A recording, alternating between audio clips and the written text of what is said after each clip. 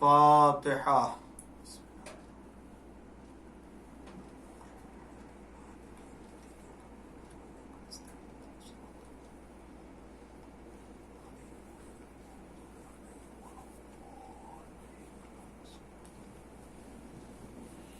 اعوذ باللہ السمیع العلیم من الشیطان اللعین الرجیم، بسم اللہ الرحمن الرحیم، الحمد للہ المعروف من غیر رؤیت، والخالق من غیر منصبت، خلق الخلائق بقدرته واستعبد الأرباب بعزته، وسعد العظماء بجوده، والصلاة والسلام والتحية والإكرام على البشير النذير السراج المنير، حبیب الہ العالمین ابی القاسم محمد وعلى آلہ الطیبین الطاہرین المعصومین المظلومین المنتخبین المنتجبین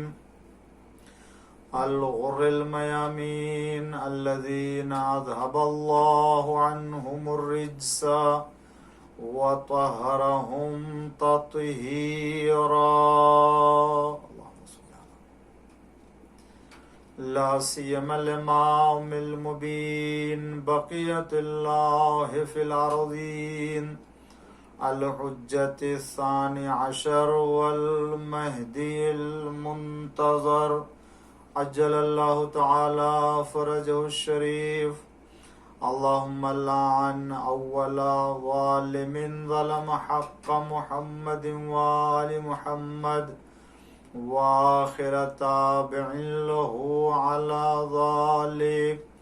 اللہم لعن العصابة التي جاهدت الحسين وشايعت وبايعت وتابعت على قتله، اللهم لعنهم جميعا، أما بعد، فقد قال الله الحكيم في قرآن الكريم وقوله الحق، بسم الله الرحمن الرحيم، فبشر عباد الذين يستمعون القول فيتبعون أحسنه، أولئك الذين هداهم الله وأولئك هم أولو الألباب۔ صلوات پڑھ دیجئے محمد وآل محمد پر۔ ناظرین اکرام اور سامعین محترم، عشرہ ماہ سفر کی یہ 7ویں مجلس ہے جو اسلام اور آزادی بیان کے عنوان سے معروضات اس کے پیش کرنے کی سعادت حاصل کر رہا ہوں، اور آیہ کریمہ میں پروردگار عالم جو سورہ زمر کی آیہ کریمہ کا انتخاب کیا ہے اور مسلسل آپ کی خدمت میں تلاوت کرتا چلا آ رہا ہوں کہ اللہ فرماتا ہے اپنے حبیب سے، فبشر عباد، اے میرے حبیب بندوں کو میری طرف سے بشارت دے دیجئے، الذین یستمعون القول، جو باتوں کو سنتے ہیں، فیتبعون احسنا، اور جو احسن اور جو بہتر سب سے نیک بات ہوتی ہے اور سب سے عمدہ بات ہوتی ہے اس کا انتخاب اور اس کا اتباع کرتے ہیں، کہ اولئک الذین ہداہم اللہ، یہی وہ لوگ ہیں کہ جن کی اللہ تعالیٰ نے ہدایت کی ہے، وَأُولَئِكَ هُمْ أُولُو الْأَلْبَابِ، اور یہی لوگ صاحب عقل بھی ہیں، صاحب شعور بھی ہیں، جن کو اللہ نے عقل دی ہے کہ وہ چند باتوں میں سے اور مختلف فکروں میں سے بہترین فکر کا انتخاب کر لیتے ہیں، میں نے آیہ کریمہ کے ذیل میں اسلام اور آزادی بیان کے عنوان سے مختلف بحثوں کو پیش کیا، جس میں آپ نے ملاحظہ کیا کہ اس کے پہلے کی جو مجلس خود اسلام نے آزادی بیان اگر دیا ہے تو اس کے حدود معین کیے ہیں کہ انسان کو کہاں تک آزادی دی گئی ہے، کہ میں نے عرض کیا حکم خدا اور رسول کی مخالفت نہ ہو، حکم خدا اور رسول کے ہی دائرے میں رہتے ہوئے اپنی فکر اور اپنی سوچ پیش کر سکتا ہے۔ میں نے ضمن عرض کیا کہ حق و باطل کو نہ ملا دے اور نہ بدعتوں کا ایجاد کرے، یہ سب حدود ہیں اسلام کے کہ جہاں پر انسان کو ان چیزوں کی رعایت۔ ایک دو بات اور آپ کی خدمت میں عرض کروں، پھر اس کے بعد اپنی دوسری باتیں اس سلسلے میں عرض کروں، اور اس سلسلے میں پھر یہ بات عرض کروں کہ اسلام کی حکومت میں اور اسلامی حکومت میں بھی آیا یہ اجازت ہے کہ اگر کسی اسلامی حاکم اور کسی اسلامی گورنر یا کسی اسلامی منصب پر فائز انسان کے کارناموں اور اس کے امور کے اوپر نگاہ رکھنے والوں کو اگر کسی طرح کی کوئی خطا، کوئی غلطی ہو، تو کیا اسے بھی اس بات کی اجازت ہے کہ وہ بغیر کسی جھجک کے اور بغیر کسی خوف و خطر کے اپنی بات اس اسلامی حاکم کے سامنے بھی رکھ سکے؟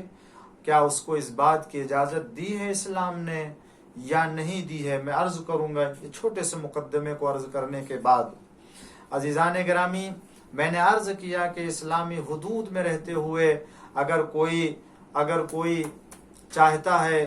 کہ اپنے فکر کو اور اپنے جو ہے وہ سوچ کو پیش کرنا چاہتا ہے تو پیش کر سکتا ہے، انہی حدود میں سے اور انہیں شرائط میں سے ایک اور شرط کہہ لیجئے یا اسلامی حدود کو کہہ لیجئے ہم آپ کے سامنے یہ پیش کرنا چاہتے ہیں عزیزان گرامی کہ جہاں ہمیں ہر طرح کی آزادی دی گئی ہے، جہاں ہمیں ہر طرح کی آزادی دی گئی ہے، وہاں یہ بھی کہا گیا ہے کہ دیکھو خبردار تم کسی دین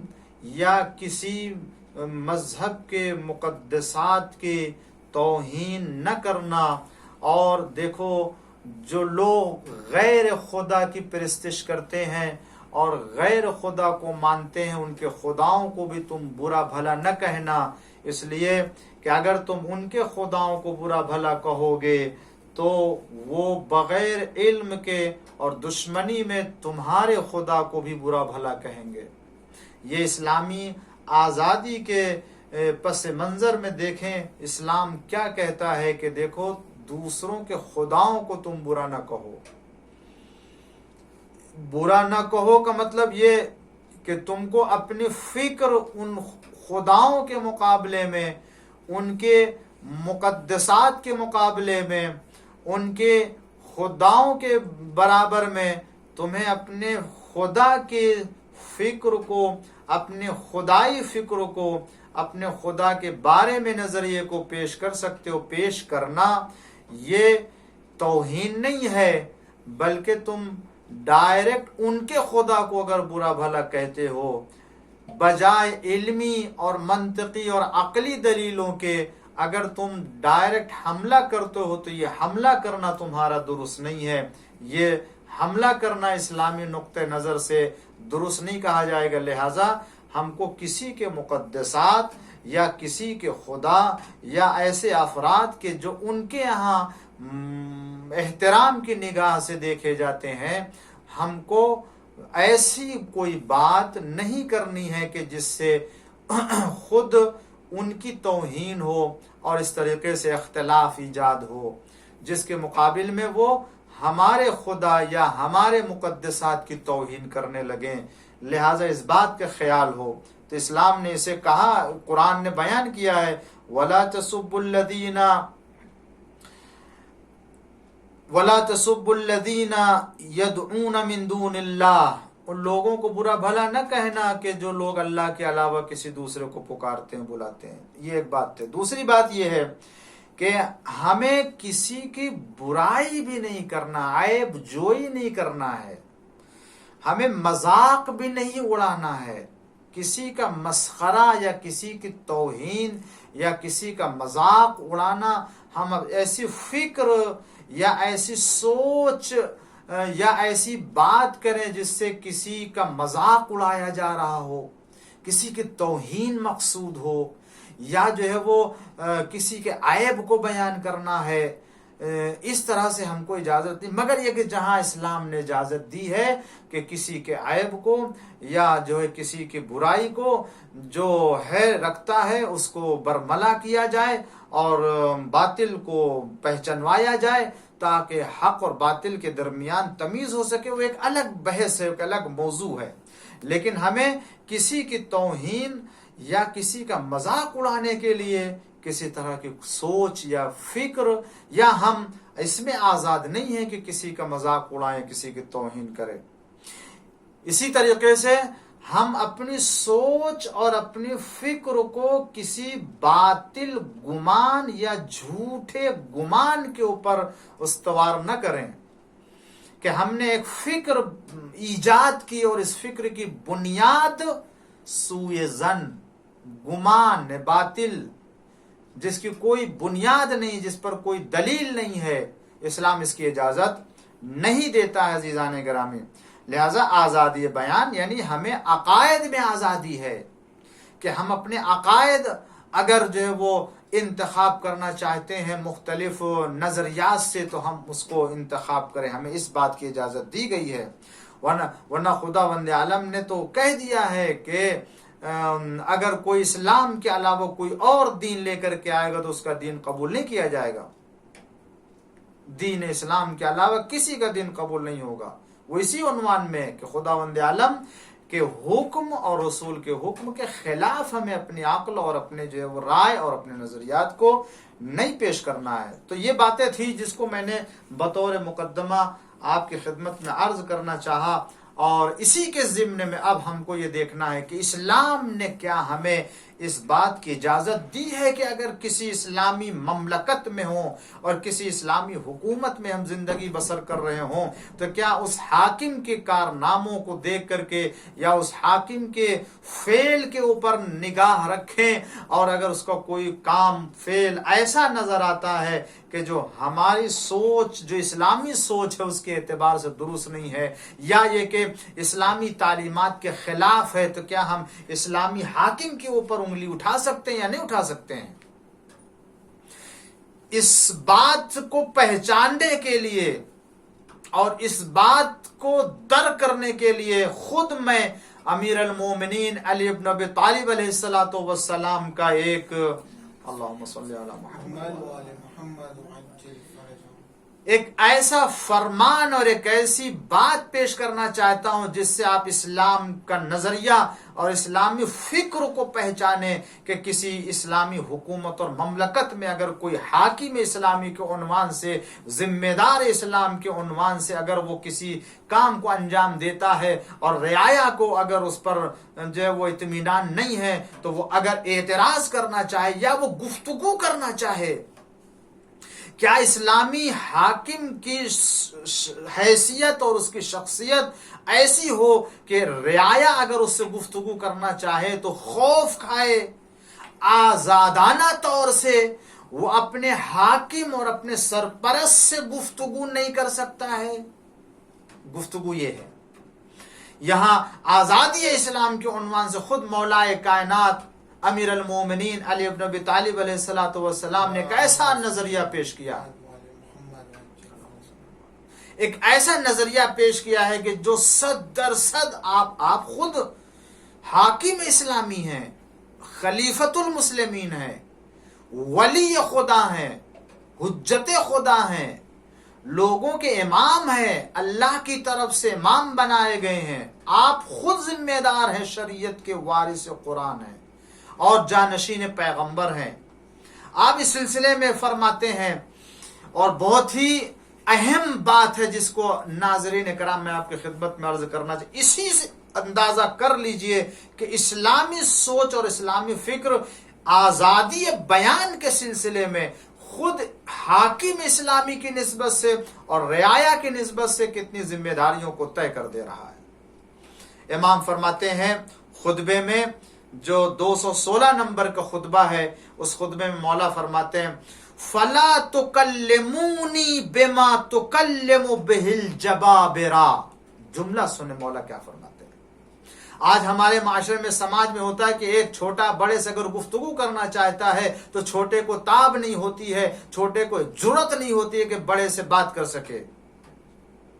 یا اگر کسی منصب والا ہے اور صاحب منصب ہے اور وہ کسی طرح سے وہ بڑے منصب کے اوپر فائز ہے تو جو اس کے رعایا یا اس کے زیر نظر کام کرنے والے ہیں ان کو بات کرتے ہوئے خوف آتا ہے, وہ بات نہیں کر سکتے ہیں. تو کیا یہ صورتحال اور ایسی جو ہے وہ کیفیت میں کسی انسان کو ہونا چاہیے کہ جس کی بنا پر جو ہے وہ گفتگو نہ کر سکے اس سے آزادانہ طور سے. مولا کیا فرماتے ہیں فلا تکلمونی بما تکلم بہ الجبابرہ. جب مولا کائنات حاکم اسلامی کے عنوان سے لوگوں کے سامنے آئے اور جب آپ جو وہ مسند خلافت پر ظاہری طور سے بیٹھے تو آپ نے لوگوں سے کہا دیکھو خبردار مجھ سے تم لوگ اس طرح سے اس لہجے میں بات نہ کرنا جس لہجے میں کسی ظالم اور کسی جابر بادشاہوں سے بات کی جاتی ہے. کسی ظالم جابر سے جس انداز میں بات کی جاتی ہے, دیکھو خبردار تم مجھ سے اس لہجے میں بات نہ کرنا, اس انداز میں بات نہ کرنا. یعنی کیا لوگ ایسے ظالم جابر بادشاہوں کے سامنے آنے سے ڈرتے ہیں چیجائے کہ ان سے گفتگو کر سکے اور اپنی بات پہنچا سکے. اور جب اپنی بات رکھنے اور وہ جب گفتگو کرنے سے خوف زدہ ہوتے ہیں تو پھر وہ ان کی کسی کام اور کسی بات پر اعتراض کرنے کی کیسے جرأت ہو سکتی ہے. چونکہ مولا جانتے ہیں کہ بادشاہوں کا طریقہ کیا ہوتا ہے, ظالموں کا طریقہ کیا ہوتا ہے. وہ اپنے ایسے حیثیت بنا کے رکھتے ہیں اور ایسے افراد کو اپنے پاس رکھتے ہیں کہ جہاں لوگ جاتے ہوئے خوف زدہ ہوتے ہیں اور اپنی بات ان کے سامنے نہیں رکھ سکتے. مولا کیا فرماتے ہیں خبردار مجھے تم ان لوگوں کی طرح سے نہ سمجھنا کہ جن کے سامنے بڑی جو ہے وہ خوف و خطرے کے حالت میں آ کر کے انسان اپنی باتیں پیش کرتا ہے, بات کرتا ہے اور ڈرتے ہوئے آ کے ان سے بات کرتا ہے. نہیں, تم بغیر کسی خوف و خطر کے تم آ کے مجھ سے بات کرنا, مجھ سے کلام کرنا, میں تمہاری ہر طرح کی بات سننے کے لیے تیار ہوں. کون ہوگا ایسا اسلامی ذمہ دار کہ وہ اپنے رعایا کو بغیر کسی تکلف کے بات کرنے اور اپنی بات رکھنے کی اجازت دے. اور اس کے بعد مولا فرماتے ہیں وَلَا تَتَحَفَّظُوا مِنِّي بِمَا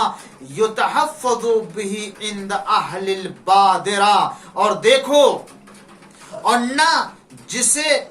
اور نہ مجھ سے اس طرح بچنے کی کوشش کرنا جس طرح طیش میں آ جانے والے, غصے میں آ جانے والے لوگوں سے بچنے کی کوشش کرتے ہیں. یعنی کیا؟ یعنی تم یہ نہ خیال کرنا کہ اگر تمہاری بات کچھ سخت ہوئی یا تمہاری باتوں میں سختی پائی جا رہی ہوگی یا تمہاری بات میں کڑواہٹ پائی جا رہی ہوگی تو مجھے طیش آ جائے گا, غصہ آ جائے گا. لہذا جس طرح سے ایک انسان کو غصہ آ جانے کی صورت میں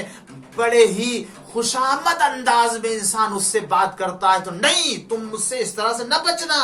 جس طرح سے غصے اور غضب میں آ جانے والے, طیش میں آ جانے والے انسان سے بات کرتا ہے, کلام کرتا ہے. یعنی کیا؟ یعنی تم مجھ سے یہ توقع نہ رکھو, تم مجھ سے یہ امید نہ رکھو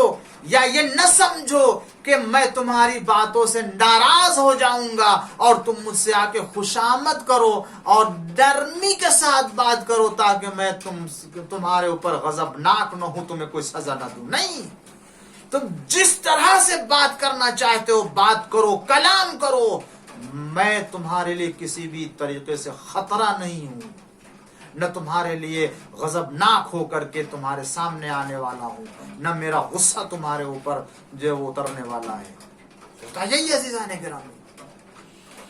کہ کبھی کبھی انسان جو جانتا کہ یہ انسان غصے میں آ جائے گا تو اس سے اسی عنوان سے بات کرتا ہے، احتیاط کرتے ہوئے بڑے ادب سے کہ کہیں جو ہے کوئی ایک حرف کوئی ایک لفظ جو ہے وہ کہیں شان کے خلاف نہ ہو جائے اور وہ طیش میں آ جائے جس کی بنا پر ہمارے خلاف نہ جانے کیا فیصلہ کر ڈالے۔ مولا فرماتے پہلے نہیں، تم اس سے اس طرح سے نہ بچنا، تم کو ایسا کوئی خوف ہونا ہی نہیں چاہیے۔ اس کے بعد مولا فرماتے ہیں وَلَا تُخَالِطُونِي بِالْمُصَانَعَةِ وَلَا تَظُنُّوا بِي استقالاً فی حق قیل لی۔ دیکھو خبردار مجھے میرے بارے میں، دیکھو خبردار مجھ سے خوشامد کے ساتھ بھی مجھ سے کسی ایسے انداز میں کہ جس سے کسی طرح کا کوئی جو ہے وہ خوشامد کرتا، اس انداز سے بھی مجھ سے تعلقات قائم کرنے کی کوشش نہ کرنا۔ مجھ سے تعلقات، مجھ سے رشتہ اگر قائم کرنا چاہتے ہو تو دیکھو خوشامد کرنے کی ضرورت نہیں ہے۔ یہ یاد رکھو میں حاکم اسلامی ہوں، میں ہر مظلوم کے حق کو دلانے والا ہوں، چاہے وہ میرے پاس آئے یا نہ آئے، اور میں ہر ظالم کو کمزور کر دینے والا ہوں کہ وہ مظلوم کا حق دے دے اور مظلوم اتنا طاقتور ہو جائے کہ وہ اپنا حق ظالم سے خود لے لے۔ میں ایسا انسان ہوں اور ایسی ذمہ داری کو ادا کرنے والا ہوں، لہذا تمہیں خوشامد کرنے کی ضرورت نہیں ہے۔ اور اس کے بعد مولا فرماتے کہ اور نہ میرے بارے میں یہ تصور کرنا، نہ خیال کرنا کہ مجھے بات کسی طرح کی تمہاری گرا گزرے گی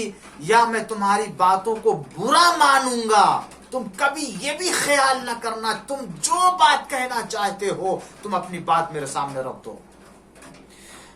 اور نہ میں اپنی تعظیم کا طلبگار ہوں، یعنی یہ نہ سمجھنا کہ میں تم سے احترام چاہتا ہوں اور تم میری عزت اور احترام کرتے ہوئے مجھ سے کلام کرو، اپنی بات رکھو تاکہ میں تمہیں جو تمہارے حق کو دلا دوں۔ نہیں، تمہیں میرے اس خاطر احترام کرنے کی ضرورت نہیں ہے، اور نہ تمہاری کسی بات کو میں برا ماننے والا ہوں۔ جو شخص بھی، اس کے بعد مولا فرماتے ہیں کہ دیکھو جو شخص بھی صحیح بات اور حق بات کہنے کے لیے گرا سمجھتا ہے، یعنی جس انسان کے لیے حق بات کہنے کے لیے سخت ہے تو وہ حق بات کے اوپر عمل کیسے کرے گا؟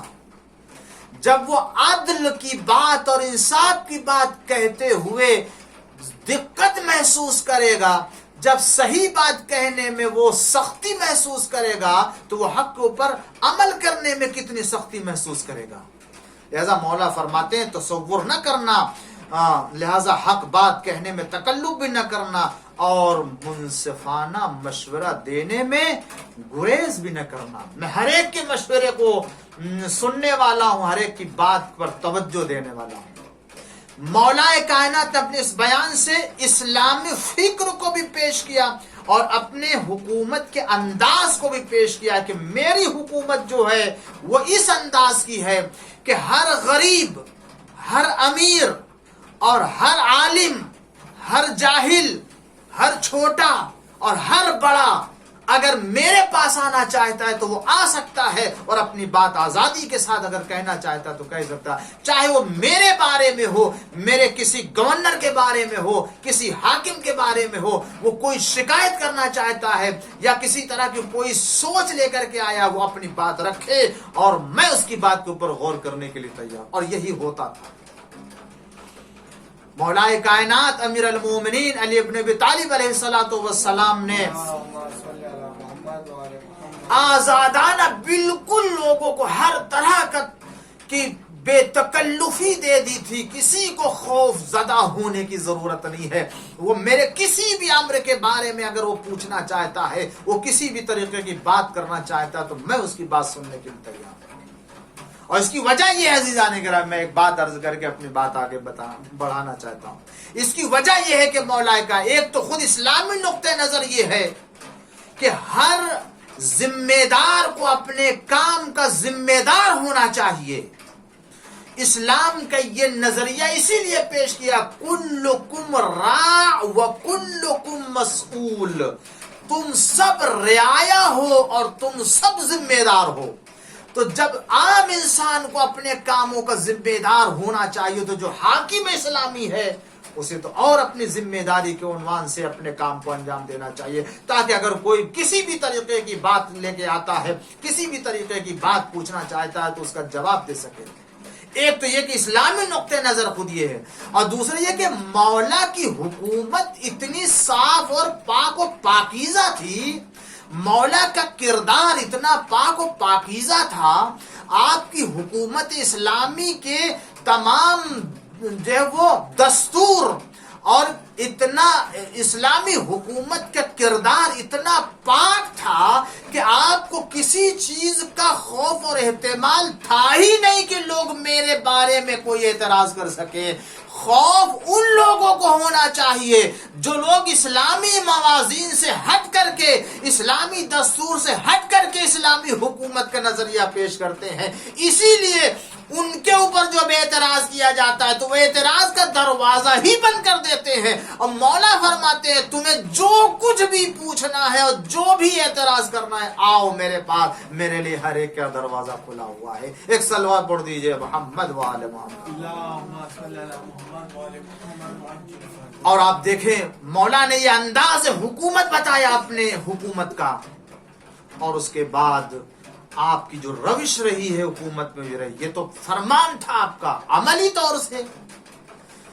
میں آپ کی خدمت میں عرض کروں، اسی سے دوسروں کی حکومت کا انداز ہی معلوم ہو جائے گا، اور ان کی حکومتوں میں آزادی بیان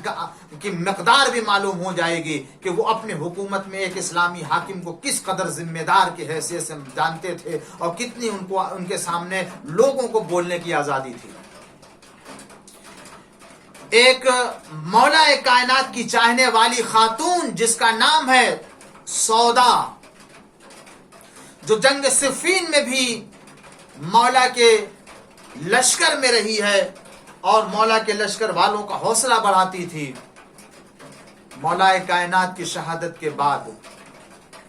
شام جانا ہوا اور امیر شام سے ملاقات ہوتی ہے. امیر شام اور سودا کے درمیان مختلف جو وہ باتیں ہوتی ہے اور مختلف گفتگو ہوتی ہے، اور جنگ صفین کے جو وہ نقشے کو بھی اس کے سامنے وہ پیش کرتا ہے، اور جناب سودا جو مولا کائنات کی چاہنے والی ہوتی ہیں وہ ان تمام سوالات کا جواب دیتی ہیں. مگر آئی تھی کس لیے؟ توجہ چاہتا ہوں سنیں عزیزان گرامی، مولا کے یہ فرمان تھا، اور مولا کی حکومت میں خود مولا کے رعایا کی گواہی سے میں مولا کی حکومت کے روش بتانا چاہتا ہوں. وہ آئی اور آنے کے بعد معاویہ سے شکایت کی کہ تمہارا ایک حاکم، تمہارا ایک عامل ایسا ہے کہ جس کا کام ظلم کے ساتھ ہوتا ہے، عدل کی بنیاد پر نہیں ہے. میں تمہارے اس عامل اور اس گورنر کی شکایت لے کر کے آئی ہوں، لہذا تم اس کے بارے میں فکر کرو اور اس کے کارناموں کا جائزہ لو. تو کسی بھی شکل میں امیر شام نے سودا کی باتوں کو سننے کے لیے گوارا نہیں کیا کہ وہ اپنے کسی حاکم یا اپنے کسی گورنر کی شکایت سنے، اور بغیر شکایت سنے ہوئے اور بغیر اس کی شکایت کے اوپر غور کیے ہوئے سودا کو واپس کر دیا. جب سودا نے یہ دیکھا کہ حاکم میری بات کو نہیں سن رہا ہے اور اپنے عامل کے ظلم و ستم کا جائزہ نہیں لے رہا ہے اور نہ اس کی طرف، اس کی شکایت کی طرف توجہ دے رہی ہے، تو سودا ایک مرتبہ سر کو سجدے میں رکھ دیتی ہے، اور سر کو سجدے میں رکھنے کے بعد سر کو اٹھاتی ہے. تو ایک مرتبہ حاکم شام کہتا ہے کہ یہ سجدہ کس لیے تھا جو تم نے کیا ہے بھی؟ سودا کہتی کہ میں نے اس لیے سجدہ کیا ہے کہ میں امیر المومنین علی ابن ابی طالب علیہ السلام کے بارگاہ میں جب ان کی ظاہری حکومت تھی تو میں ان کے ایک عامل کی شکایت لے کر کے گئی تھی اس وقت کہ جس وقت مولا کائنات مسجد میں نماز کے عالم میں تھے، اور جب ان کو پتا چلا کہ میں آئی ہوں ملاقات کرنے کے لیے، کسی عامل کے شکایت کرنے کے لیے آئی ہوں، تو اس وقت مولا کائنات فوراً آئے میرے پاس، اور آنے کے بعد میری شکایت سنی، اور شکایت سننے کے بعد فوراً مولا نے اپنے جیب سے ایک کاغذ کا ٹکڑا نکالا، جو اس وقت کے زمانے میں لکھا جانے والا حصہ ہوتا تھا۔ مولا نے ٹکڑا نکالا اور دوات منگائی، قلم منگانے کے بعد اس عامل کے خلاف آپ نے لکھا، اور لکھنے کے بعد وہ پرچی مجھے دی، اور دینے کے بعد کہا کہ جاؤ، میں نے حکم دے دیا ہے اسے، اور لکھ دیا ہے کہ جب تمہیں یہ خط مل جائے تو ملنے کے بعد اس خط میں تحریر شدہ عبارت کے مطابق عمل کرنا، اور اگر تم عمل نہیں کرو گے تو میں کسی دوسرے کو بھیجوں گا جو تمہاری جگہ پر آ کر کے اس ذمہ داری کو سنبھال لے۔ سودا کہتی ہے کہ مولا نے ایک شکایت میں ایک مرتبہ کی جو ہے وہ ملاقات میں